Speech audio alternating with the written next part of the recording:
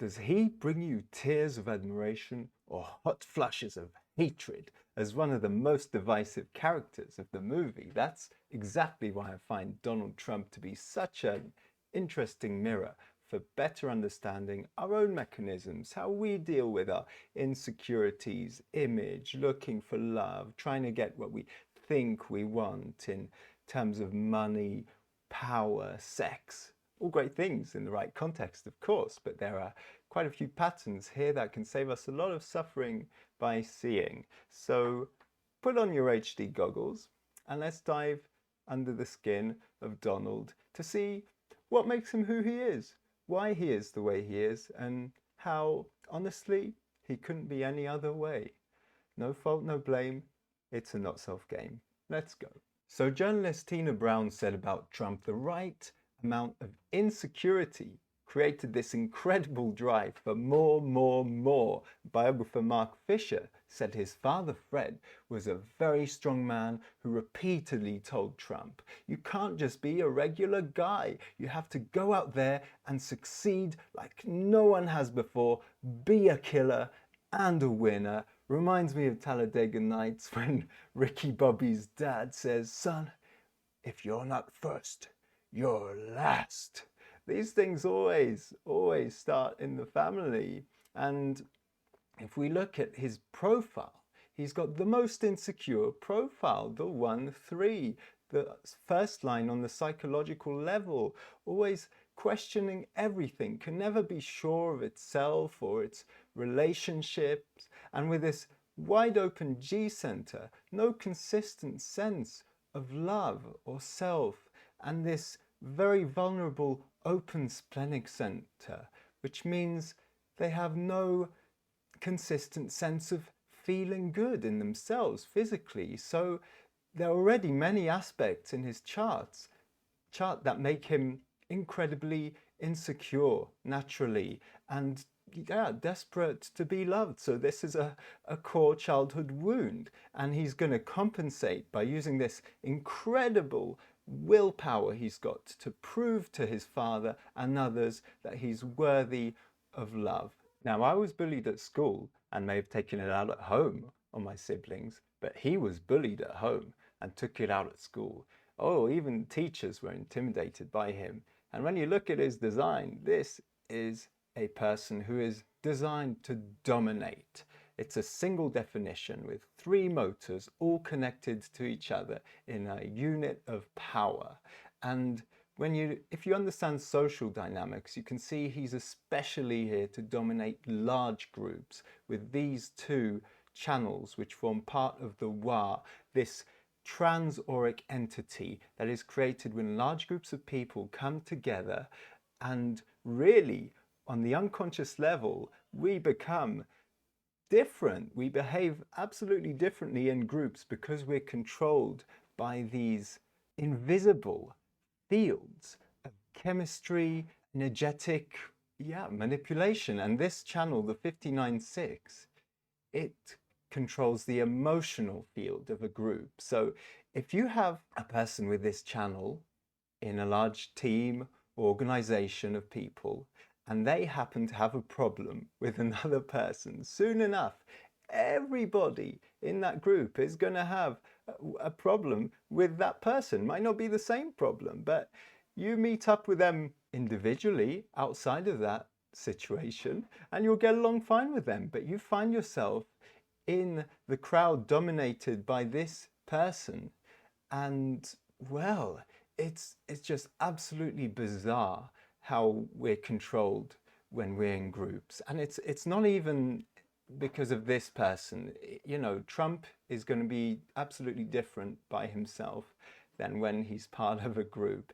It's why we emphasize strategy and authority so much, so that we're not making our decisions out of group dynamics, which might not be healthy decisions for us. So I hope that makes some sense. That's certainly a topic for another video. Social dynamics is a very interesting thing. This channel, the 4521, design of a materialist, controls the material world. The 45 is the tribal leader. They have this gravitas, this depth kind of power in their voice, and you can always recognize them because they like to point their finger, and where they point, people look. There's a certain power in that. It is the king-queen gate.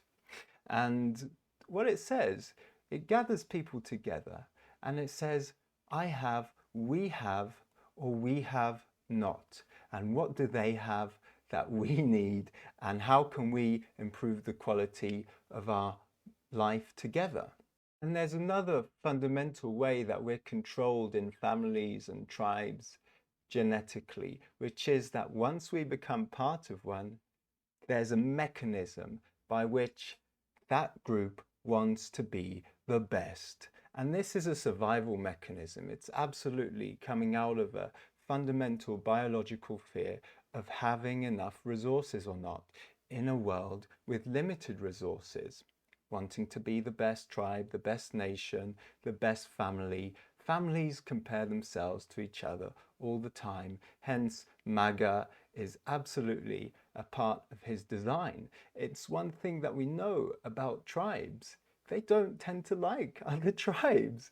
Look wherever you like. Xenophobia is a part of human nature, and it's all about managing territory and boundaries of resources. What to do, whether the collective side of us that thinks we can all get along likes it or not. This is absolutely a part of us. And in this channel, the Gate 6, it's the boundary. It's a diaphragm. Biologically, it's the cervix. It controls intimacy, what comes in or out of the emotional field of acceptance of the tribe. So controlling immigration is absolutely key in his design. These people, it's red, it's unconscious. So these people can be unconsciously racist, really. And it's not necessarily that they don't mean well, they just care about their own people. And it's a genetic role of protecting tribal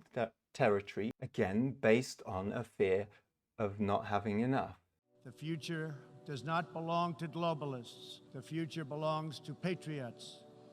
The future belongs to sovereign and independent nations.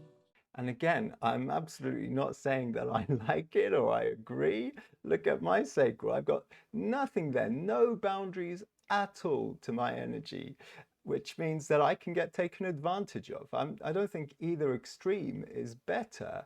For example, I've got a friend here who was held in one of the Trump administration immigration camps on the border for over 6 months, and that was absolutely hell. But we can all agree, living here in Mexico, that it's certainly not better now under the Biden administration, which is just allowing anyone and everyone to come, giving them free plane tickets to major US cities and 7 years of protection for deportation, which has created a huge business for the cartels. And there's immigrants coming through this city from Central and South America, driven by this legacy American dream, which is no longer a reality, and they're taken advantage of, and they can be trafficked or raped or whatever on the way. And when they get there, they have zero social and employment rights. So it's basically slave labor. So it's absolutely not better to have no boundaries at all. I know that, even though I don't believe in country borders because of the way I am.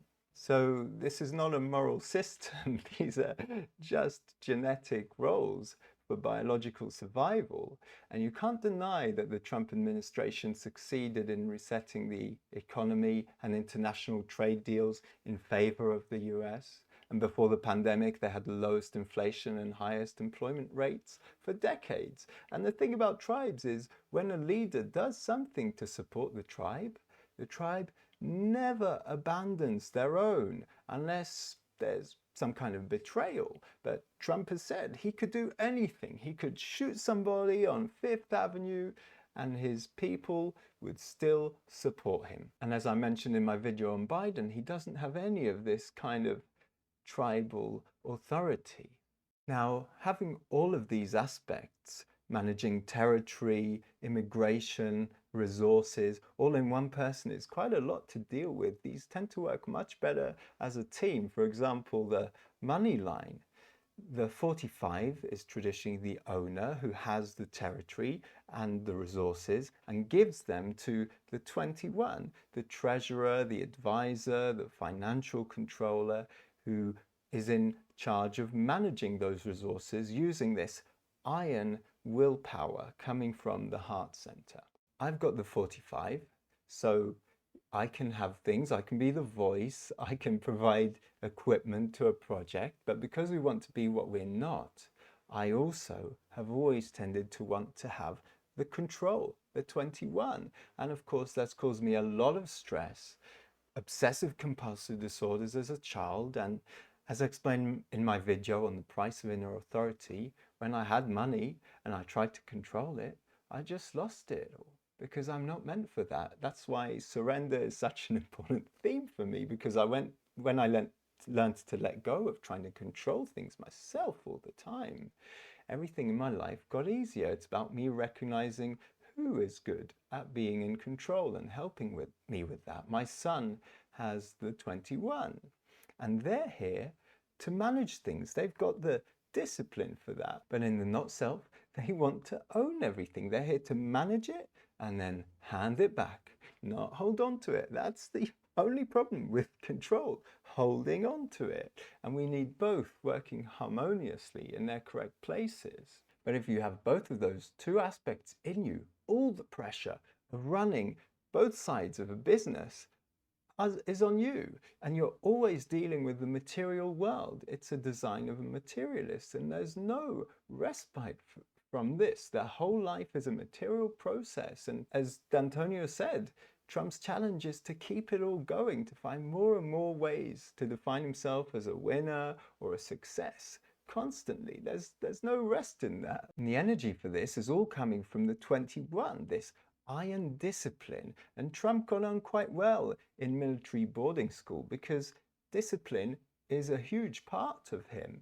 And how you use power depends on your education. And we can see that his will was shaped by a father who taught him that you can use whatever means necessary to mow over people and get what you want. And the dark side of this 45, its polarity on the opposite side of the I Ching, is the 26, the gate of the egoist, the tricksters, the liars, the salespeople, the tribal warriors, the henchmen standing behind the throne who take care of the king's will. And of course, this is not necessarily bad. It depends on your perspective and whether it's coming out of, a genuine goodwill for the health and well-being of the people or not, or whether it's just coming out of an obsession of having for yourself. The not self 45 is obsessed with having whatever they think they want. And with this combination of an open G center, it's going to be having stuff to make them feel like they are somebody. And with this open root, having stuff to be somebody in a rush. And with such a powerful ego and the 26, they're going to want to have the biggest, most ostentatious, exaggerated best things, like having Trump Tower on Fifth Avenue in place of the luxury department store that was there, and using this manipulation to phone the landlords every day until they sold it to him. Or think about how he got obsessed over 2 decades to own Manhattan's West Side rail yard and create his own television city from the 70s to the 90s. Enormous willpower, resources, and time fighting residents and the city mayor to try and develop it. Oh, this is a manifestor channel, and like all manifestor aspects, the theme, not self-theme, is anger when they can't have what they want. It's a key reason why we all get angry, you know? We think we want something with the mind, we meet a shit ton of resistance, we still think we want it. This 21, it's called biting through, the gate of the hunter-huntress. Think about a bulldog. They do not want to let go. If you or your lover have a 21, in my experience, they also like to bite physically. It's so hard for them to let go. And when they do, of course, being an ego gate, they're going to do anything to try and keep their face on top and keep their respect. When he had to sell the rail yard off to developers in 1994 due to public pressure and mainly to come back from his corporate bankruptcy, he turned it around completely in this masterful manipulation of public image using the wisdom of his OpenG Center. He told everyone, "All you folks convinced me to do what was really right." And by the end of the year, he was being admired and called the king of comebacks on CNN. He wrote a book called The Art of the Comeback. It's, yeah, quite incredible. And coming to this OpenG, there's no consistent sense of love, direction, or identity. If you've got an OpenG like this, you're here to explore all these things. Are you twisting yourself in knots to find love, to find who you are, traveling all around the world, doing endless vipassana after vipassana to find yourself and hold on to some kind of role of now I know who I am and now I know what love is? And these things are changeable throughout your life. You're here to experience many ways and flavors of love depending on who's there in your life, and ultimately to realize that they're just showing you things that are being felt in you by you. And the key is that if you're in the right place, you'll find love. How often have you found your mind trying to tell you, if I go to this trip or that party or that job, maybe there I'll meet love? Ask yourself, did it really work? It never works when it's coming from your mind. Follow your strategy and authority, and your body will align you with the right people, the right places. You're a social chameleon. You're here to enjoy the ability to take on different roles depending on what's the most appropriate in the situation. When you're traveling, these people often fit in naturally. They adapt to the local customs and behaviors, and they're the best actors, the OpenG.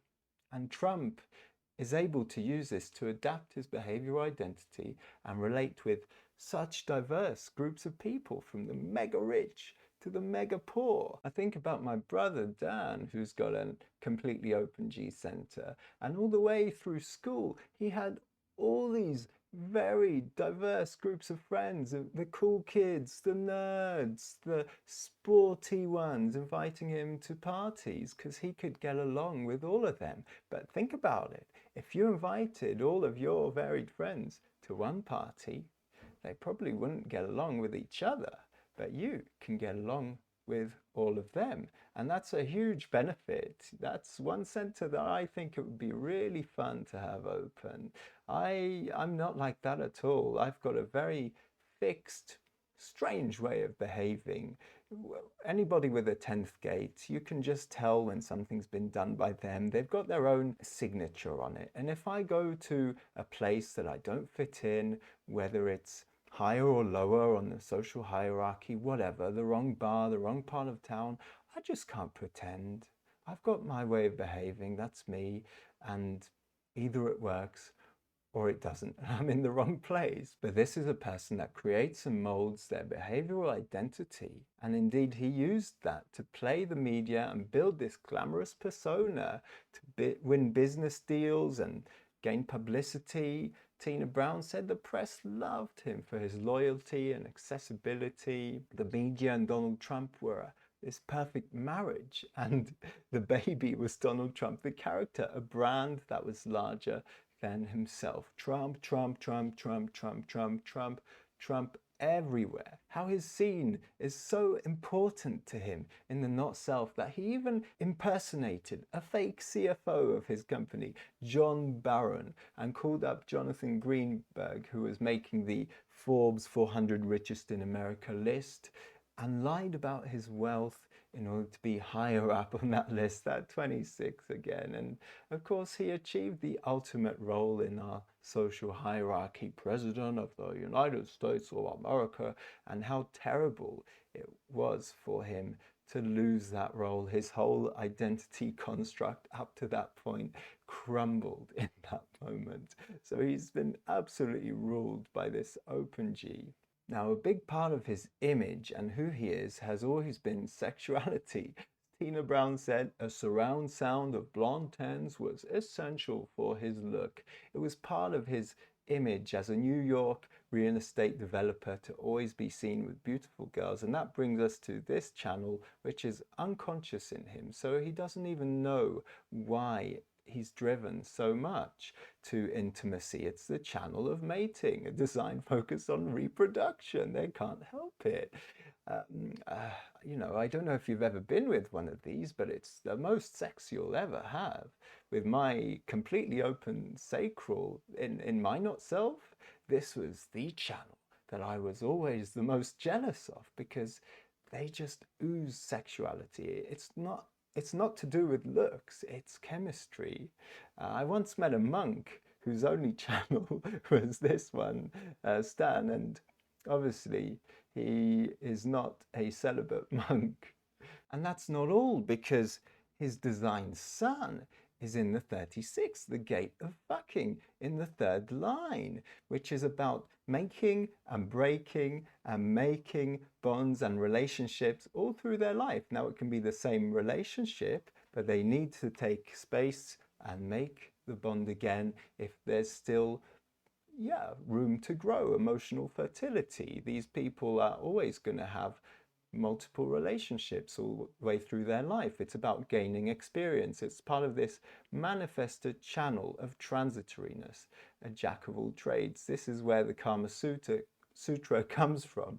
It's the strongest channel of desire for a diversity of experience, doing it every possible way, and they'll never get to a sense of peace if they don't explore and gain a sufficient amount of experience, basically. And, you know, in combination with the 59-6 pulling people in and this 45-21 need to possess, you can see how this is a person driven by mechanisms deeply unconscious of sexual conquest beyond their own understanding. He doesn't even know why he's driven that way. It's a design that is genetically here to reproduce. What, you know, before you judge, you try living with that kind of fire in your loins. And luckily he's proud of it, because it would be much more destructive, I can tell you, for him to try to repress that. I mean, that's where dangerous sex criminals come from. And as such, when it's in the open, he's much less shady than many other political candidates who pretend innocence. I'd much rather be able to see someone's shadow, if you want to call it that, moralistically. I mean, once you understand yourself, you can find healthy ways to deal with these things and channel this energy, but it's always going to be an incredibly sexual design. The cross that having this in your design sun forms is called the right angle cross of Eden. So it's about coming into the world expecting paradise and pleasure and meeting this harsh reality of suffering and constantly looking to refine that Eden, and the sexual orgasm is pretty much the closest we get. So outside of sex, as we said, this is a jack of all trades, a diversity of experience, and combined with this 59-6 creativity for more and more and more, think about the diversity of the Trump empire. From hotels to golf courses to his TV show, The Apprentice, his books, ghostwritten of course, but his attempt at Trump Airlines, the owner of Miss Universe beauty pageants. It's all part of this third line, making and breaking, trying different things, learning through failure to master the material world. And it's also a manifestor channel. So with this open G center, he's always going to see himself as a manifestor, as part of his construct, a go-getter. And really thinking that he's a manifestor is a source of a ton of unnecessary frustration, anger.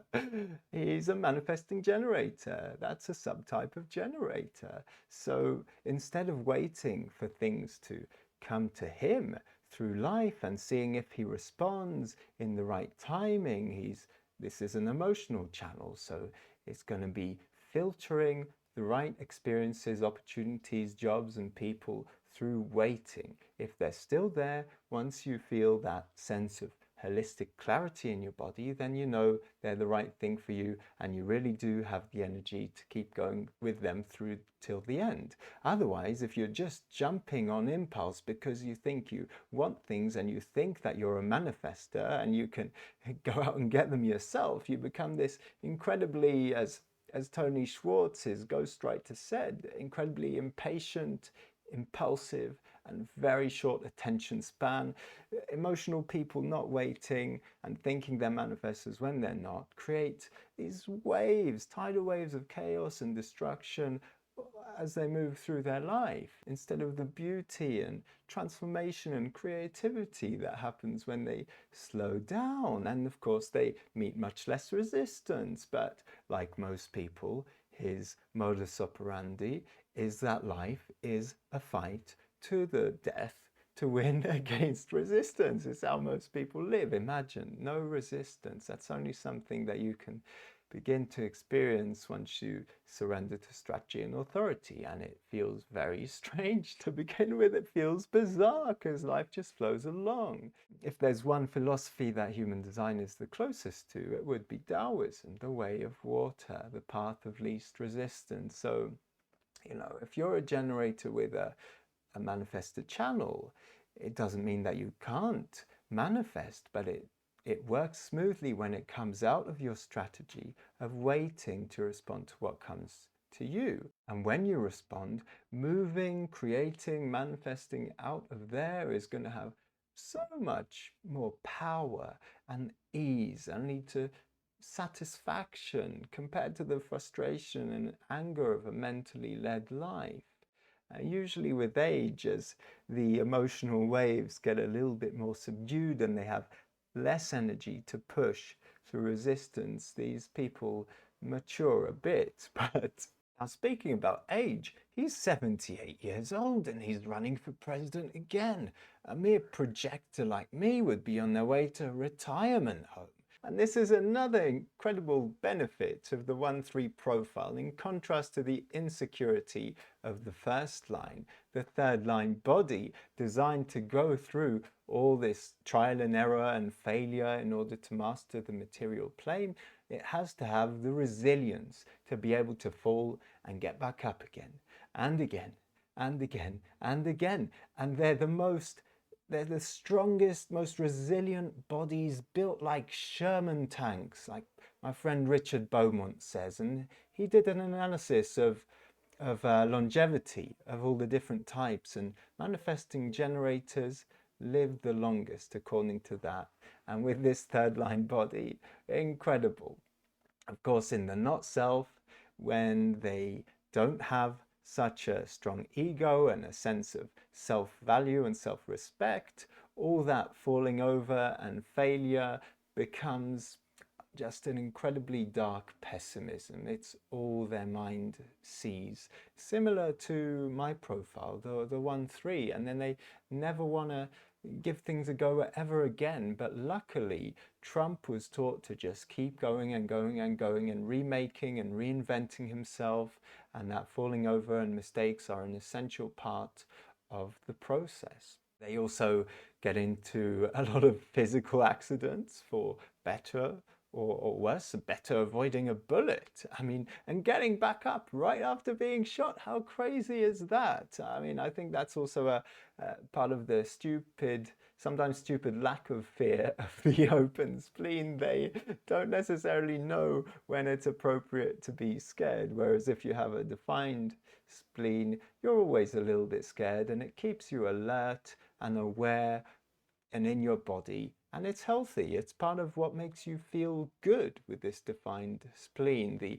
The open spleen, they're going to look for partners like J.D. Vance, who've got a much stronger immune system, and want to hold on to them. They give them security. This is an incredible, he's got the whole integration system. So he's really designed to be able to survive all kinds of things, and a very sharp intuition for recognizing risk and danger and staying safe.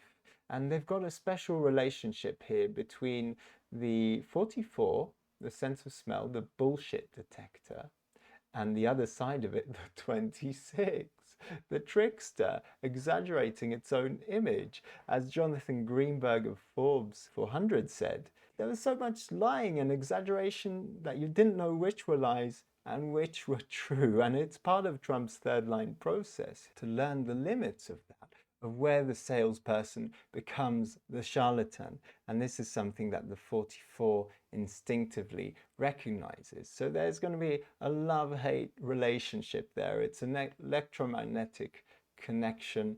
So hopefully Vance can keep Trump's ego under check whilst protecting his own vulnerable open ego. If you've got an open ego, no consistent sense of self-worth, self-value, self-respect, don't worry about it. You're just here to be yourself and you've got nothing to prove.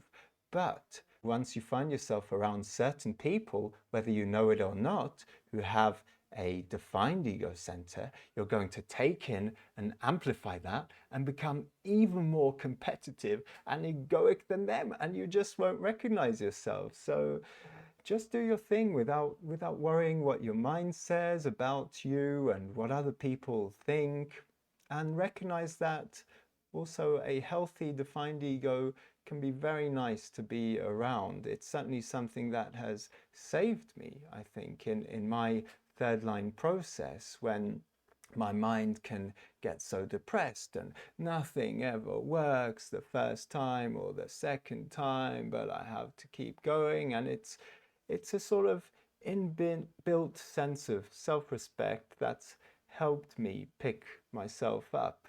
So when you see a profile with a third line in it and with an open ego, oh, that's tough. That's tough. You know, JD Vance is a 3-6 profile. That's the most chaotic life journey, full of mistakes. And hopefully he's just going to do what's healthy for him and listen to his intuition without worrying about whatever anybody else thinks. 65% of people have this open ego center, and I think it's a mirror of the issues that this lack of consistent self-worth and society telling them that they need to feel something that they don't and always show how good they are, that most people have issues when they come into contact with the minority of ego beings. I'm always facing people trying to compete with me, and for me it's unconscious. I'm always under pressure to show that I'm good at what I do and to do what I promise that I'll do. When a defined ego makes a promise, and for Trump, if it's coming out of emotional clarity, you know they're going to do everything possibly in their power to fulfill that promise. Whereas if you've got an open ego center, you don't need to worry about any of that. So just relax, and you just can't blame an ego being for being an ego being. But what's incredibly exciting, I find, is that he's recently joined forces with another strong splenic, RFK Jr., which I'm very happy that Robert listened to his splenic instinct, trying to keep himself safe and healthy, and dropped out of the race. You can clearly see the satisfaction and the relaxation in him as a generator when he announced them. And although I don't trust either of them 100%, I have absolutely no doubt that Trump really cares about the economic well-being of the people, and with his 18 is here to challenge established patterns of authority, as is Robert Kennedy. And I have no doubt that Robert Kennedy cares about people's physical health. He's got this 50-27, and whereas the 59-6 is here for reproduction, that's the reproductive side, making more for the species, the 50-27 is a design of custodianship preservation, which is all about the care of children. So think about his organization, Children's Health Defense, completely what he is, bringing mutation and change, fighting for transparency in the food and medical industry, environmental protection. This is also custodianship of the planet, Much of his legal work was environmental, and above all, his open throat, the value of open debate and communication as the sunshine and rain of democracy, as he says. And I'll talk about him and his open throat very soon, because I think that's very interesting and important to understand for all of us when it comes to how to communicate in a healthy way. He's fought censorship all his life and pushed and pushed and pushed out of not listening to his strategy necessarily, of waiting to respond, waiting for an opportunity to speak. And so he's put incredible strain and pressure on his voice. So when we think about the correctness or not of Trump as president, the first time he went for office, he'd been asked by the press for decades if he would ever go for it. And he was very clever. He played hard to get. He pushed away. He refused and refused and refused, which is, of course, the correct strategy for an emotional being until the energy and the emotional clarity comes. And so that was absolutely correct the first time. But the second time, I think it was just out of his own initiation and unwillingness to let go of that identity. It's almost cost him his life. It's led to a lot of frustration and energy wasted in lawfare cases brought by the opposition. It's been a tough journey. And, does he really want to and really have the energy left? Well, when we compare the two options and we look at Kamala, a mutative, chaotic being with absolutely no logic, looking at her chart, I have no idea what kind of changes, mutations would come with her in office. She's very, very open to manipulation. And when we look at Trump, well, we just know what we're going to get. J.D. Vance has been called boring, but he's consistent and he's unshakable from his own convictions and values. This 1034, a design of following one's convictions. They're not going to be manipulated or bought out very easily, and neither is Robert F. Kennedy Jr. So Trump has recently promised to legalize marijuana, and I think that's very interesting because that's a huge source of money for gangs and cartels and all kinds of organizations. So yeah, at least we know what we're going to get with him. But what do you think? Has your opinion been changed or not in the light of knowing what makes him the way he is from the inside out?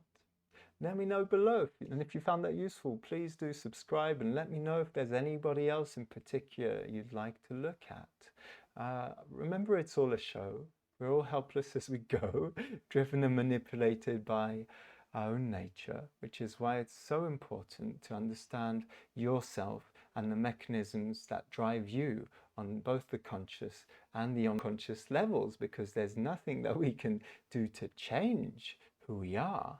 But if we surrender and accept, treat ourselves with awareness, everything falls into the right place. Surrender to who you are, my friend, and we'll see you next time.